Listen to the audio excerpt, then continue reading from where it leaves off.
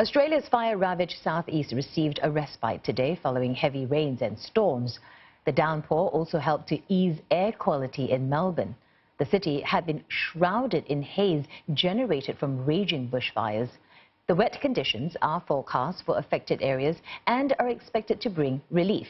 In the meantime, authorities in Sydney are taking steps to prevent the city's main water supply from being contaminated.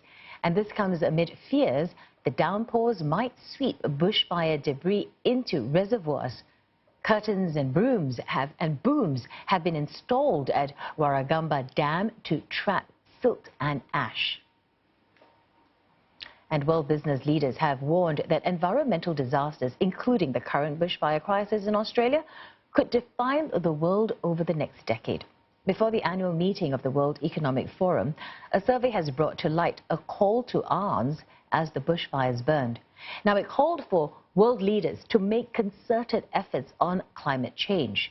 But for Australia, this may be easier said than done.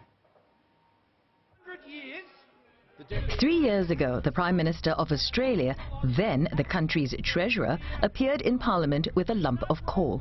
He admonished politicians, saying it kept Canberra and the rest of the country running. Mr. Speaker, this is coal. Don't be afraid. Don't be scared. The treasurer knows the rule on crops.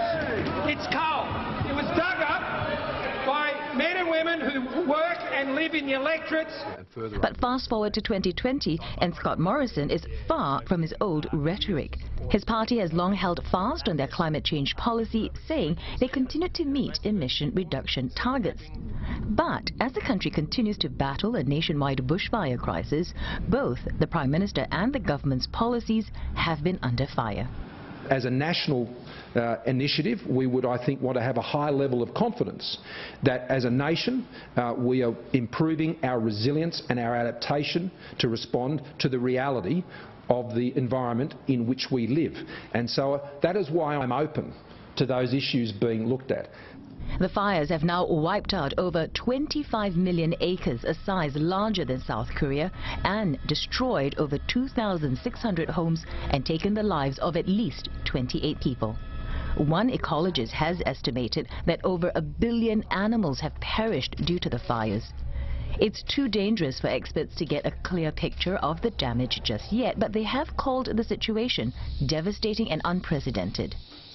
I'm absolutely in no doubt that the impacts have been devastating and unprecedented. And as soon as it is safe for our experts to get out into the field to get a better sense of the extent of that, we will do that. And what is important, of course, is that we take as swift as action as we possibly can to give the best opportunity possible for the recovery of our biodiversity. That's not just about animals, of course. It's about all manner of living things, from vegetation that actually support animals to be able to live and survive and thrive in the wild. It is the whole of the ecosystem that needs the opportunity, the best opportunity to heal. With the fire season usually peaking in late January or early February, conditions are widely expected to continue. One could say no amount of coal could help such a rampant crisis.